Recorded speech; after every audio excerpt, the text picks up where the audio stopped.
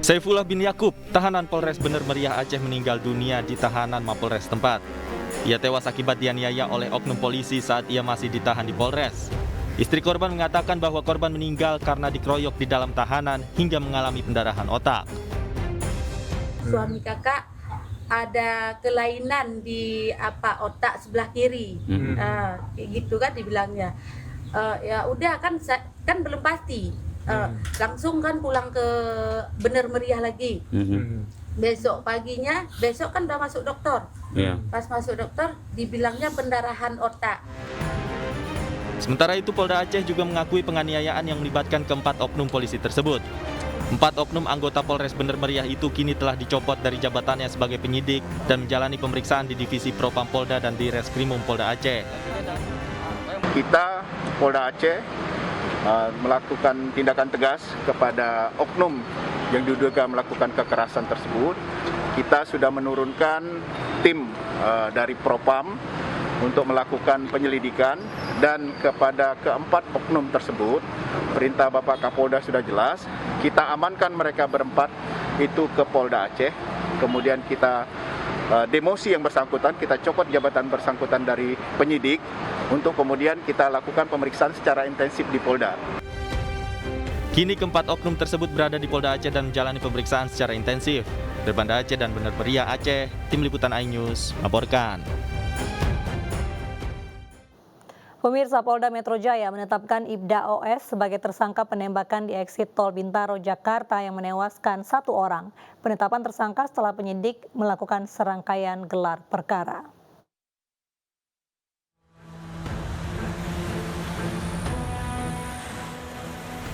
Polisi mengungkap kasus penembakan yang dilakukan oleh Ibda OS di eksit Tol Bintaro, Jakarta Selatan. Saat kejadian, tersangka Ibda OS mengaku membantu pria berinisial O yang melapor kepadanya tengah dibuntuti 3 kendaraan dari Sentul. Penetapan tersangka setelah polisi melakukan pemeriksaan saksi dan bukti. Atas perbuatannya Ibda OS dijerat pasal 351 dan atau 359 KUHP dengan ancaman pidana maksimal 7 tahun penjara. Hari ini siang ini sudah final, penyidik memastikan, berkeyakinan menaikkan status pemeriksaan Ibda OS ini ditingkatkan ke tingkat penyidikan dengan status tersangka. Ya kalau masalah pelanggaran etik dan sebagainya nanti propam. Jadi di sini ada 2 yang dikenakan, pelanggaran daripada pidana umum, kemudian pelanggaran sebagai anggota Polri. Kalau memang nanti propam, sekarang kan dari pidana umum sudah dikatakan sebagai tersangka. Nanti propam akan melihat SOP penggunaan senjata dan sebagainya. Dalam insiden penembakan 2 orang terluka dan 1 korban meninggal dunia usai mendapatkan perawatan di Rumah Sakit Pelni. Dari Jakarta, Tim Liputan iNews melaporkan.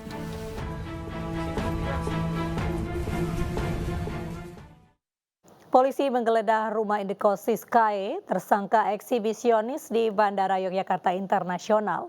Polisi menyita sejumlah barang bukti yang diduga mengarah pada tindak pidana pelaku.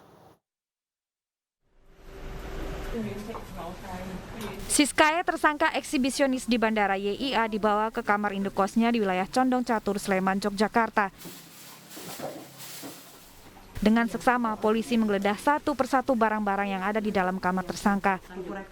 Dari penggeledahan, polisi menyita sejumlah barang bukti terkait tindak pidana yang telah dilakukan Siskae.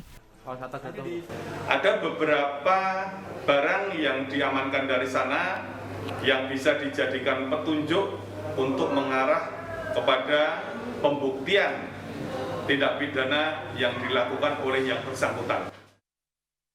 Selain itu, tersangka juga menjalani pemeriksaan psikologi guna mengetahui kondisi kejiwaannya.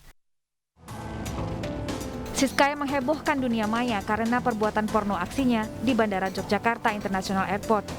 FCN alias Siskae dijerat Undang-Undang Pornografi dan Undang-Undang ITE dengan ancaman hukuman maksimal 12 tahun penjara. Dari Yogyakarta, Gunanto Farhan, iNews melaporkan. Seorang pria di Pematang Siantar, Sumatera Utara nyaris jadi bulan-bulanan warga. Pelaku diketahui baru saja berbuat asusila terhadap seorang siswi SMP saat pulang sekolah.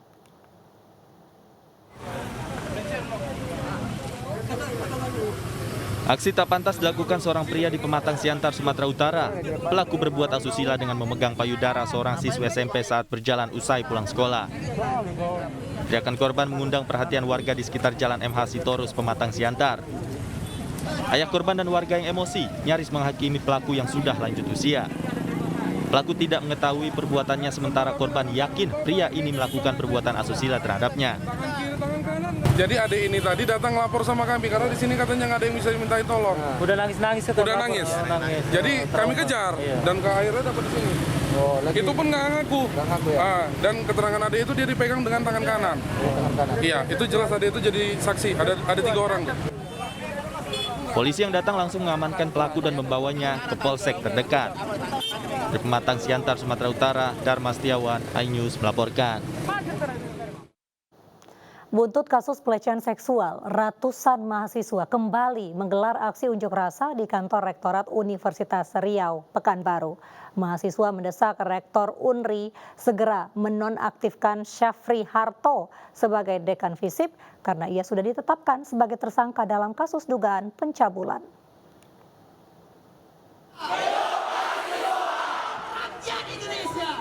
Ratusan mahasiswa berunjuk rasa di halaman gedung Rektor Universitas Riau Pekanbaru.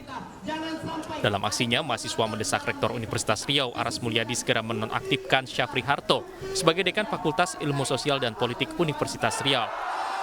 Saat ini Syafri Harto sudah ditetapkan sebagai tersangka oleh Polda Riau dalam kasus dugaan pelecehan seksual terhadap seorang mahasiswi. Mahasiswa sempat kecewa saat akan menyampaikan langsung aspirasinya ke Rektor UNRI, Aras Mulyadi. Sebab saat unjuk rasa mahasiswa, Rektor UNRI sedang berada di luar kota. Meski demikian, perwakilan mahasiswa tetap melakukan orasi dan membacakan tuntutannya di depan gedung rektorat. Aksi untuk menuntut satu, yakni kita selaku advokasi kampus, kita menuntut sanksi administratif yang diberikan oleh rektor, yakni menonaktifkan hak pendidikan SH sebagai pendidik dan juga dalam hal ini jabatannya sebagai dekan. Itu inti dari aksi hari ini. Namun, ya itu inti. Jika nanti rektornya tidak menanggapi, gimana selanjutnya? Iya, untuk terkait tentang hal tersebut kita akan menjumpai ada kuasa rektor, dalam hal ini wakil rektor satu yang akan menjumpai kita. Namun hari ini kasus dugaan pelecehan seksual di kampus UNRI terungkap setelah korbannya melaporkan dosen pembimbing sekaligus Dekan FISIP Syafri Harto ke polisi. Dari hasil pemeriksaan saksi dan gelar perkara, Syafri Harto ditetapkan sebagai tersangka kasus dugaan pencabulan. Meski sudah ditetapkan sebagai tersangka, Syafri Harto saat ini belum ditahan. Dari Pekanbaru Riau, Indra Yose Rizal, iNews melaporkan. Kita beralih ke informasi satu keluarga yang tewas dalam kebakaran hebat yang meludeskan 3 rumah di Sibolga, Sumatera Utara dimakamkan dalam satu liang lahat di pemakaman Muslim Ujung Sibolga sore tadi.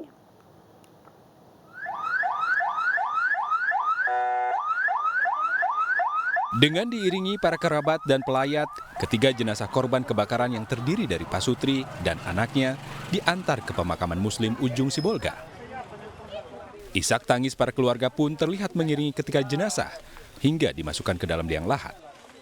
Pihak keluarga memutuskan ketiga korban dimakamkan dalam satu liang lahat. Sebelumnya Pasutri dan satu anaknya berusia 3 tahun yang tewas dalam peristiwa kebakaran tersebut diduga terjebak dalam api hingga tak dapat keluar. Saat ditemukan, kondisi jenazah terpisah. Sang ayah dan anaknya ditemukan di depan pintu rumah, sedangkan sang istri ditemukan di pintu bagian belakang rumah. Kebakaran yang meludeskan 3 unit rumah hingga menewaskan 3 orang tersebut terjadi pagi tadi. Dari Sibolga, Raymond, iNews melaporkan. Pembongkaran pasar tradisional di Desa Jungjang, Cirebon, Jawa Barat, ricuh. Informasi selengkapnya kami hadirkan usai jeda hanya di iNews Malam.